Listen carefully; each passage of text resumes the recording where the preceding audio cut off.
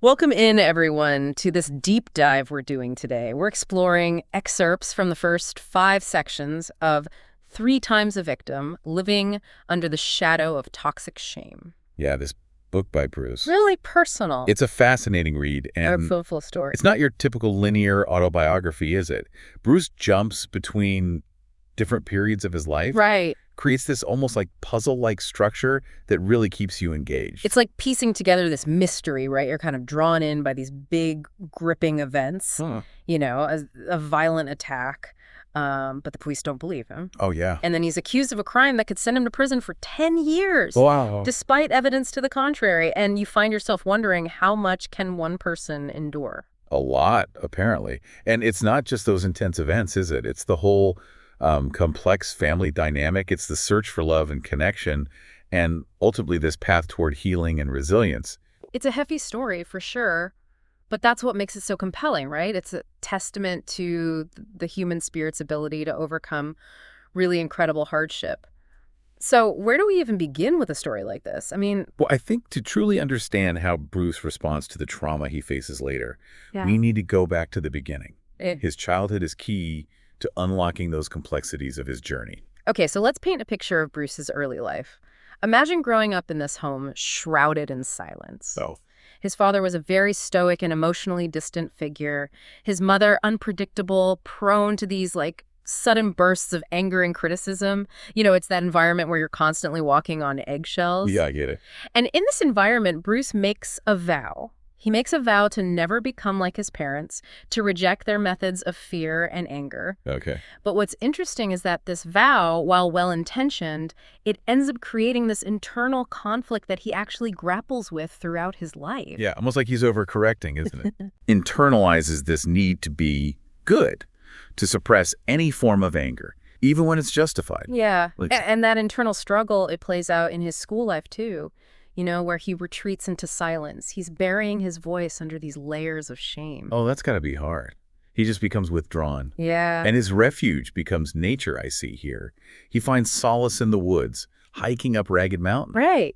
It's almost as if he's escaping, isn't it? Yeah, it's an escape. It's like he's suffocating in that atmosphere at home, right? I get it. And so it's in those moments of solitude that we actually see these little glimmers of his resilience.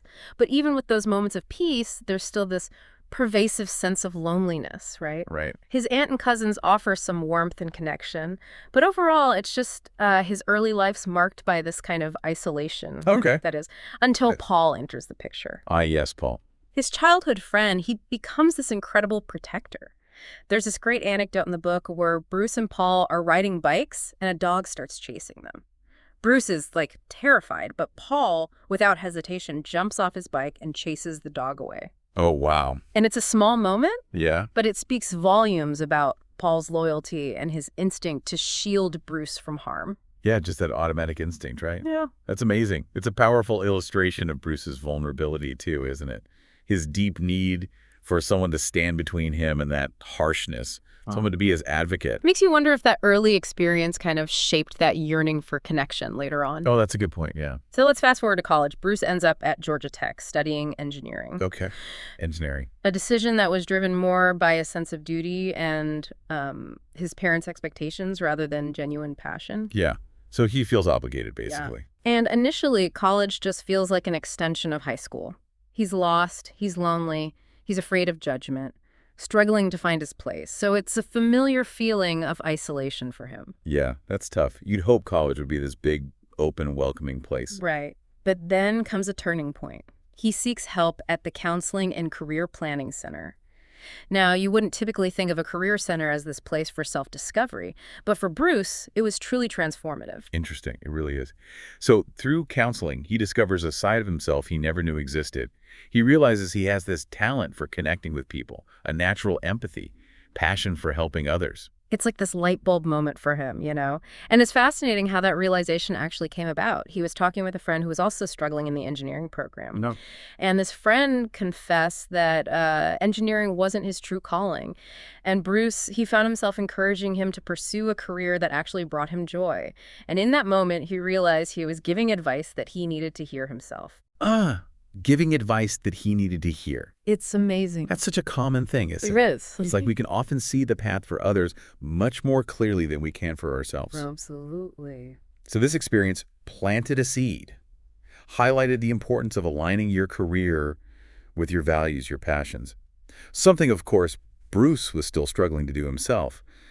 But despite this newfound self-awareness, right, Yeah. that weight of his family's expectations, it kind of keeps him tethered to that engineering path, doesn't it? It does. So he graduates with his engineering degree, almost like he's bound by this sense of obligation to do it. Right. And then almost inevitably, he moves back in with his parents. Oh, no. Yeah. Which, as you can imagine, isn't the healthiest environment for someone trying to break free from those ingrained patterns and find their own voice. Yeah. So it's a recipe for disaster, basically. It's toxic, to put it bluntly. His mother's constant pressure to get a real engineering job, her criticisms, belittlement, it all reinforces those feelings of shame and unworthiness that he's been carrying for so long. It's hard enough to step outside those expectations anyway. Right. And when you've got that constant barrage of negativity, it's almost impossible. It's pushing him down, right? Yeah. But amidst all this toxicity, Bruce does something incredibly significant. He starts volunteering at Georgia Regional Hospital. And this seemingly small decision becomes a really pivotal step in his journey toward becoming a therapist. Oh, wow. So even amidst all that, he's drawn to helping others. It's like he can't escape it, right? Even while grappling with his own internal struggles, he's drawn to this. Yeah. And it's at the hospital that he meets Silta. Celsa. So tell us a little bit about her. So Celsa's this young woman battling anorexia. Okay.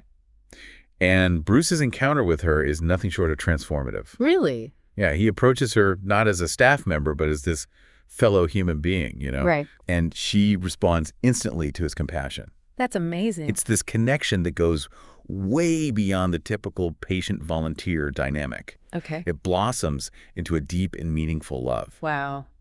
And what's striking is how Celta sees something in Bruce, something he hadn't been able to see in himself. Oh, that's great. Yeah, she helps him recognize his own worth, his capacity for love, for connection, all those things that had been overshadowed by his childhood and that pressure to conform. There's this beautiful anecdote in the book where they're having a picnic at the botanical gardens. And Bruce is talking, and he looks up, and he sees Celta just gazing at him with pure joy and admiration. Oh. And it's in that moment that he feels truly seen and valued, perhaps for the first time in his life. It's a huge moment for him, isn't it? It is. It makes you realize how powerful that genuine connection can be, especially for someone who's felt invisible for so long. But tragically, their love story's cut short. Oh. Celta passes away a year later, leaving Bruce absolutely devastated. That's so sad. The loss of Celta, I mean, that's a profound blow, right? Yeah. Leaves him grappling with grief, questioning his ability to love again, I imagine. Absolutely. And so, seeking a change of scenery, a fresh start, he decides to leave his parents' home and move to Wilmington for a technical writing job. Okay. So, new city, new job. Seems like a pretty practical decision. Yeah. But even in that move, I can see his desire to help others shining through, right? It's there. He chooses a job where he can use his writing skills to make complex information more accessible. Right. It's almost like a service, isn't it? Yeah, it's like he's trying to find purpose and meaning outside of himself while carrying the weight of that loss. Makes sense. Loss can really do that, can it? Push you in different directions. Absolutely. And so it's in Wilmington that he meets Lynn, and their love story is just as captivating as his relationship with Celta. It is. Their connection is really deep and intense. They fall deeply in love, and their relationship is characterized by this healthy balance of intimacy and independence. Oh, that's so good to hear. It's such a refreshing contrast to the emotionally stunted relationships that he kind of witnessed growing up. Right. They argue, they disagree, but they always find their way back to each other. They do. It's really a testament to the secure attachment style they develop. Yeah. You know, a far cry from the neglect of his childhood. And during this time, Bruce's career takes off in an unexpected direction. Oh. He decides to pursue his master's in social work and begins working as a therapist. And he discovers this immense satisfaction in helping others, especially those who have experienced trauma. Wow. It's almost like he's coming full circle, isn't it, for that career counseling experience? It really is. He's using his own pain and his own understanding of suffering to connect with his clients on this deeper level. Hmm. There's this really moving story in the book about one of his clients, Karen, a survivor of rape. And when she first comes to Bruce, she looks literally dead, like she's totally shut down. It's a tough image, but yeah, it speaks to the devastating impact of trauma, doesn't it? Absolutely. But after a single therapy session with Bruce, she's smiling. Oh, wow. It's incredible. And it's just a testament to his talent as a therapist, his ability to create this safe and supportive space for healing. That's amazing. It seems like he's really found his calling, hasn't he? He has. He achieves remarkable success, building this thriving private practice. He's finally living this life full of purpose and meaning. Yeah. It's like he's finally found his place in the world. Yeah. But just as things are going so well, a dark cloud appears on the horizon. Oh, no. Here we go. He has this fateful encounter with a man named John F., a self-proclaimed therapist who will soon turn Bruce's world upside down. Uh-oh. This doesn't sound good. It's not. So who is this John F.? What's his deal? John F. is a truly disturbing character. He has no formal training or credentials, Right. yet he's diagnosing people with dissociative identity disorder and providing treatment that is not only ineffective, but actually harmful. Oh, no. That's dangerous. How's he even allowed to do that? It's a good question. And what's truly unsettling is how he actually manipulates Bruce's clients, turning them against him. Really? He launches this whole smear campaign, filing false complaints with the licensing board, instigating a malpractice lawsuit, doing everything in his power to destroy Bruce's reputation and career. Wow. So it's deliberate. This is a calculated and malicious attack. It is. And it reveals a chilling lack of empathy and remorse on John F.'s part. That's disturbing. You don't often see that level of cold-heartedness. It's a nightmare scenario. Mm-hmm. Imagine pouring your heart and soul into your work, only to have it ripped away by someone who's supposed to be a fellow professional. Yeah, it's devastating. And as if dealing with John F. wasn't enough, Bruce faces another devastating blow. Lynn becomes seriously ill and needs to be hospitalized. Oh, no, that's terrible. Yeah, so this is a period of just immense stress and heartbreak for Bruce. His career is crumbling, the love of his life is battling this serious illness, and he's just struggling to cope with the weight of it all. It's too much for one person to handle. It's completely overwhelming. And he starts to experience dissociative symptoms, feeling detached from reality as his world just falls apart. I can only imagine. He's forced to close his practice, surrender his license, and face the reality that everything he's worked so hard for is gone. It's like a complete loss, isn't it? It's his career, his sense of purpose, his financial stability, his beloved Lynn. I mean, it's a level of devastation that's hard to even fathom. And then, in the midst of all this turmoil, he's brutally attacked in his own home. No. Are you kidding me? On top of everything else. The attack is shocking and unprovoked. Anna, the wife of Bruce's landlord, bursts into his room, locks the door, and repeatedly punches him in the face. He's left bloodied, dazed, completely bewildered by this sudden, inexplicable violence. Oh, God, that's terrifying. It is. So he calls 911, expecting, support and compassion from the police. But instead of being treated as a victim, he finds himself interrogated and treated as a suspect. You're kidding? No way. It's the beginning of a nightmare. The police disregard the evidence and witness statements that corroborate his story. They question his credibility, asking why he let Anna into his room, and ultimately they accuse him of sexually assaulting her. This is unbelievable. It's just layer upon layer of injustice. It is, and it's a complete fabrication based on Anna's lies, yet Bruce finds himself caught in this web of injustice. And despite his innocence, he's arrested and thrown in jail. This is insane. It's a deeply unsettling moment. It is, and one that will have a profound impact on the course of his life. Yeah, I bet. So this is like the first major injustice that Bruce faces. Yeah. And it sets the stage for this, series of betrayals and legal battles that will come to define the next chapter of his life. It does. It's almost unbelievable that something like this could happen, that someone could be so easily stripped of their freedom based on a false accusation. It's a stark reminder that the systems that are supposed to protect us can sometimes fail us. And the consequences, as we're seeing, can be absolutely devastating. This deep dive is already so heavy, and we've only just begun to scratch the surface of Bruce's story. It's hard to imagine what he goes through next. I know, I'm already hooked. I can't wait to see where this goes. And what makes this situation even more heartbreaking, is that his time in jail is marked by this profound sense of isolation. He spends 7 grueling months behind bars bearing the weight of this false accusation, feeling utterly abandoned. Yeah, it's hard to even imagine that despair he must have felt. And to make matters worse, his lawyer, the person who's supposed to be fighting for him, doesn't seem to believe him either. Right. It's a crushing blow. Instead of advocating for his innocence, his lawyer actually pressures him to accept a plea deal, arguing that it's the only way to avoid a lengthy prison sentence. So he's essentially being punished for a crime he didn't commit. It's infuriating, and it really just highlights how flawed the system can be. It's a classic example of how those who are already vulnerable get trapped in a system that is supposed to protect them. And when he's finally released, I mean, what does he have to go back to? Nothing. He's homeless, ostracized, carrying the stigma of this false conviction. It's almost unbearable to even think about. There's this poignant detail in the book that really stuck with me. Bruce is released from jail wearing the same blood-stained clothes he had on during the night of the attack. Yeah. He has nothing else to wear. It paints such a stark picture of his destitution. Oh my gosh, it's like he's been stripped of everything, his dignity, his livelihood, his sense of self. And to add insult to injury, his family offers minimal support.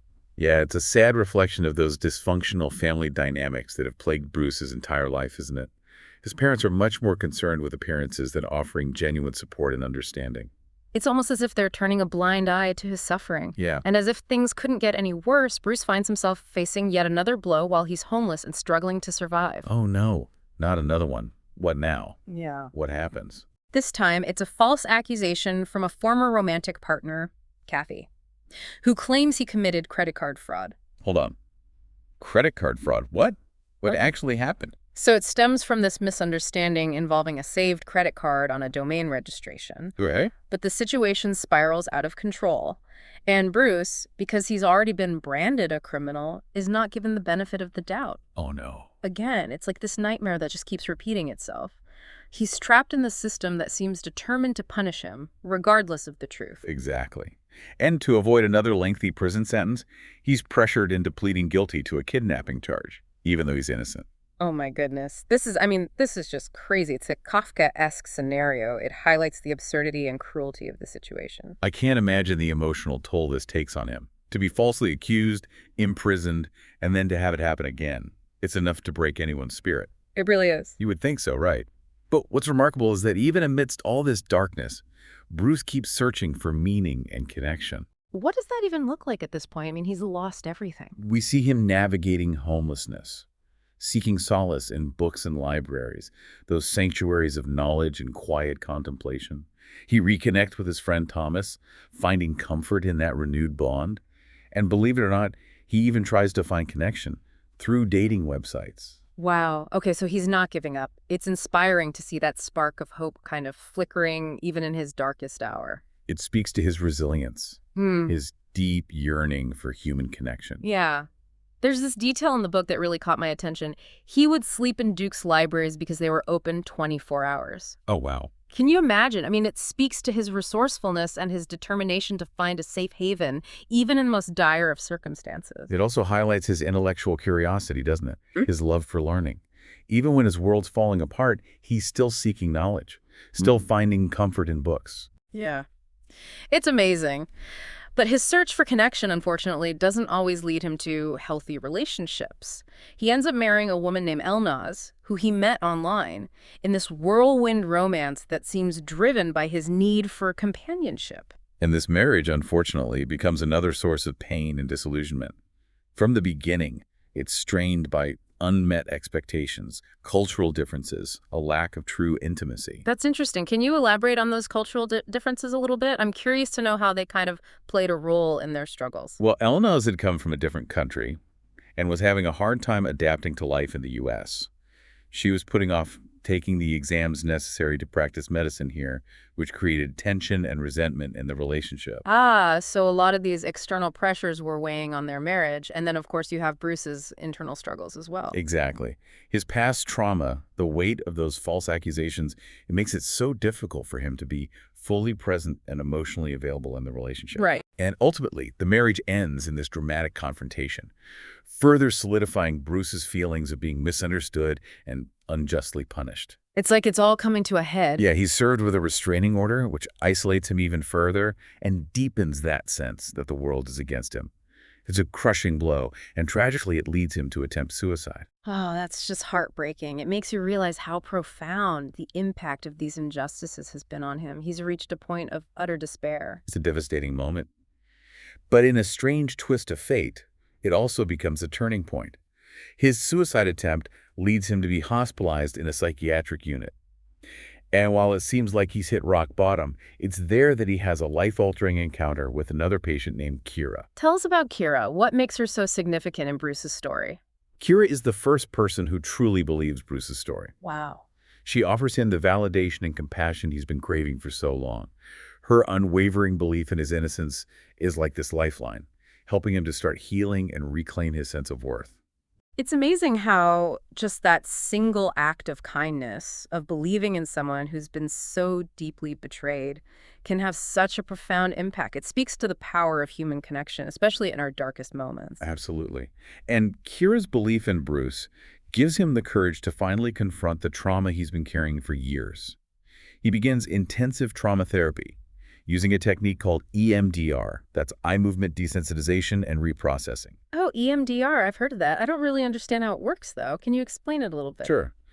Imagine trying to erase a painful memory by waving your hand in front of your eyes. Okay. That's kind of how EMDR works. It helps to rewire the brain's response to trauma by using bilateral stimulation like eye movements or tapping while you focus on that traumatic memory. So it's not just talking through the trauma, it's actually reprocessing the way your brain stores and reacts to those memories. Exactly. And for Bruce, it was a game changer. He starts confronting those suppressed memories. The attack, the interrogation, the jail cell, the loss of his career, that ongoing trauma of being falsely accused. It must have been incredibly painful to revisit those experiences, but also liberating in a way, right? Absolutely.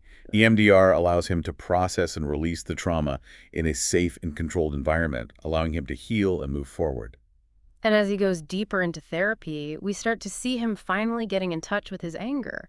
He spent so much of his life suppressing any display of anger or aggression, but through EMDR, he begins to recognize that his anger is actually a valid response to the injustices he's faced. It's an important step in his healing journey, isn't it? Yeah. He's reclaiming his voice, allowing himself to feel and express that full range of human emotions that have been bottled up for so long. Yeah, and it's not just about processing the trauma of the attack and the legal battles. He also confronts the pain of losing Lynn.